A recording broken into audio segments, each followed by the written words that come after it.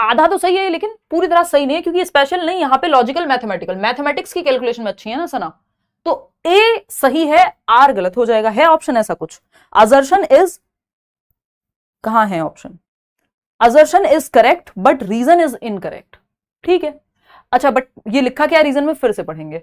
According to Harvard Gardner, Sana has multiple intelligences such as special skills and interpersonal skills. तो यहां पे जो है गड़बड़ हो गई है, क्योंकि सना के पास स्पेशल इंटेलिजेंस नहीं है इस ऑप्शन के मुताबिक। उनके पास लॉजिको मैथमेटिकल है, गणितीय बुद्धि है, ना कि विजुअल स्पेशल है। तो अभिकथन ए तो सही है कि ठीक है सना में ये दोनों टाइप की इंटेलिजेंस हैं, लेकिन तर्क इसका सही नहीं। देखो इनको चेक करने का, इस तरह के क्वेश्चंस को चेक करने का 3 स्टेप का प्रोसेस है। क्या है? 3 स्टेप प्रोसेस है, अभी समझेंगे इनको। 3 स्टेप प्रोसेस है, सिंपल। पहले चेक करो असर्शन यानी स्टेटमेंट सही है कि नहीं है, ठीक। फिर दूसरे नंबर पे चेक करो रीजन सही है कि नहीं है। अगर ये दोनों सही निकले तब तीसरे नंबर पे जाओ कि क्या ये रीजन इस असर्शन के लिए सही है या नहीं है। मतलब सीमा और समीर एक दूसरे के लिए सही है या नहीं, ये यहां पे डिसाइड होगा, ठीक। पहले अगर समीर ठीक है भाई, सीमा सही है, क्या एक दूसरे के साथ सही है, कंपेटिबिलिटी बैठ रही है, तब तो answer A and R both true होगा, अदरवाइज नहीं होगा। ठीक है, ये सिंपल 3 स्टेप प्रोसेस है। इन क्वेश्चंस में आप लोग बहुत घबराते हैं, इसलिए मैं ये मजाक के माध्यम से समझाने की कोशिश कर रही हूं, ठीक है ना। चलिए आगे बढ़े। तो अगर हम देखते हैं यहां, तो सिंपल बात है कि ए ऑप्शन तो सही है भाई, ठीक है, दोनों चीजें हैं सना में, लेकिन वो स्पेशल इंटेलिजेंस में काउंट नहीं होगी। और मैथमेटिकल कैलकुलेशन कर लेती हैं, तो लॉजिकल मैथमेटिकल थी सना के अंदर। दूसरा इंटरपर्सनल इंटेलिजेंस भी थी, क्योंकि दूसरों मतलब एम्पैथी के लिए दूसरों के इमोशंस को समझना भी महत्वपूर्ण है, ठीक। अब उन्होंने कह दिया था कि विजुअल स्पेशल है, पेंटिंग थोड़ी करती है सना, ये थोड़ी लिखा था, तो इसलिए गलत हो गया। सिंपल समझ में आ गई बात। चलो आगे बढ़ते हैं। Next question number 3। कई सारे नए क्वेश्चन हैं, इंटरेस्टिंग क्वेश्चन हैं। What do you understand by Flynn effect? बहुत ही प्यारा सवाल सीटेट में पूछा जा चुका है, अलग अलग तरीके से, ये नहीं अलग अलग तरीके से पूछा जा चुका है। कितना जो फ्लीन प्रभाव है उससे आप क्या समझते हैं? फ्लीन एक व्यक्ति थे, James film, if I am not wrong, तो जेम्स आर फ्लीम है ना। तो फ्लीन 1980 में इन्होंने ये फ्लीन इफेक्ट की बात की थी, 20th सेंचुरी, 20वीं शताब्दी में। तो फ्लीन इफेक्ट से आप समझते क्या है बुद्धि के बारे में, बताइए। तो पहला ऑप्शन है people have different ways of thinking and learning, यानी लोगों के सोचने और सीखने के तरीके अलग अलग होते हैं। क्या फ्लीन इफेक्ट ये बात करता है? हमें क्या पता, आप जवाब दीजिए, मैं बता दूंगी, फिर आप चीटिंग कर लोगे। क्वेश्चन नंबर 2 देखो, ability to adjust with the environment, यानी पर्यावरण के साथ तालमेल बिठाने की क्षमता फ्लीन इफेक्ट में कही गई है।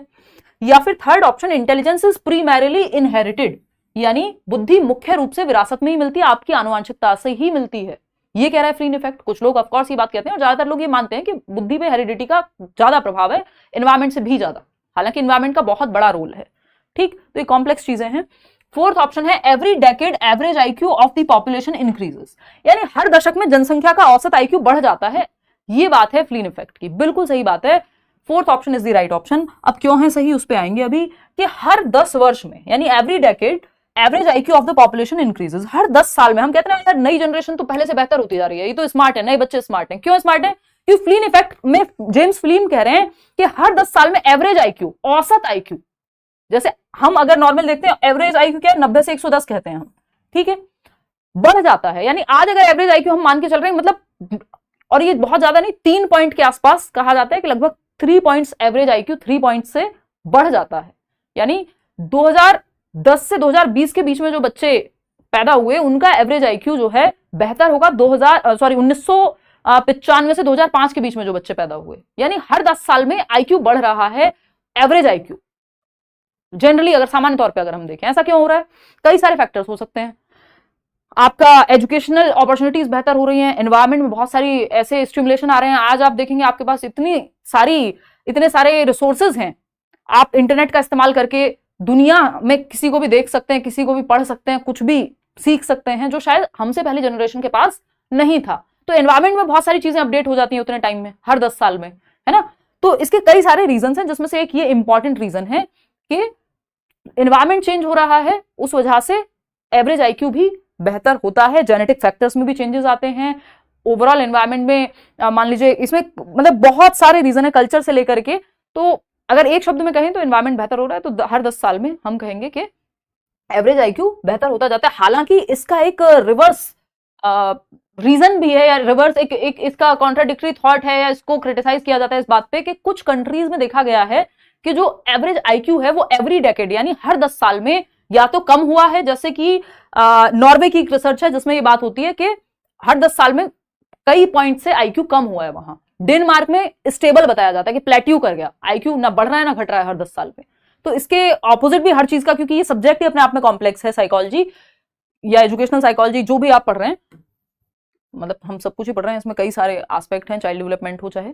तो अगर हम देखें तो हर दशक में जनसंख्या का औसत आईक्यू बढ़ता है, ये बात फ्लीन इफेक्ट में कही गई है, बट इसके अराउंड बाकी चीजें भी इंपॉर्टेंट हैं जो मैंने आपको बता दी है कि इसका एक काउंटर जो है वो काउंटर एग्जाम्पल ये है कि कई जगहों पर ये देखा गया है कि 10 साल में अब बढ़ नहीं रहा आईक्यू, या तो रुक गया मतलब सेम ही है, प्लेट्यू कर गया, स्टैग्नेंट हो गया, या फिर कम भी हुआ है एवरेज आईक्यू। अब वो कंफर्ट की वजह से हुआ, जिसकी भी वजह से हुआ, बट फ्लीन इन जनरल यही बता करके गए हैं कि हर 10 साल में एवरेज आईक्यू बढ़ जाता है, और ये डेवलपिंग और डेवलप्ड नेशन सभी में देखा गया है। उसका रीजन वही है, रिसोर्सेज बेहतर हो जाते हैं, टेक्नोलॉजी बेहतर हो जाती है, या हम कहें आसपास का एनवायरमेंट बेहतर हो जाता है।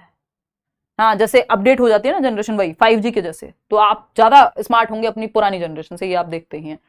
चलिए खैर, एवरेज की बात हो रही है यहाँ पे, तो fourth option is the right answer.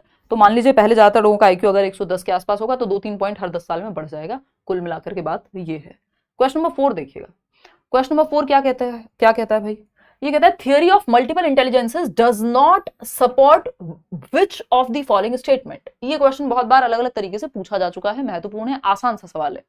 बहुबुद्धि का सिद्धांत निम्नलिखित में से किस कथन का समर्थन नहीं करता।